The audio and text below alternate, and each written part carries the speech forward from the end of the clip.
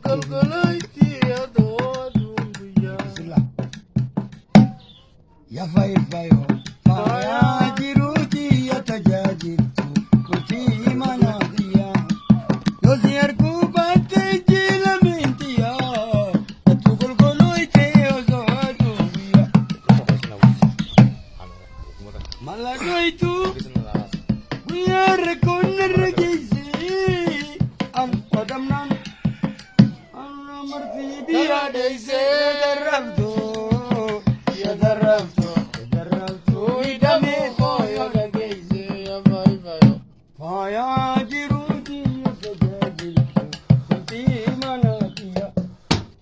Yosir gubate jilamintiya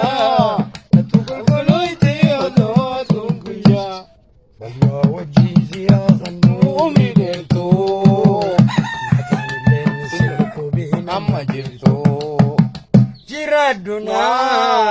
Jiradunal Ya fayeto jirunte anna tingomto Hafteen qabu qabbanaawaa dhahalle kee waa dhabarraataatti hin jirjirre fuula kee walitti dhufnee wal baranne haga irraa takkaatti naarra jecha kee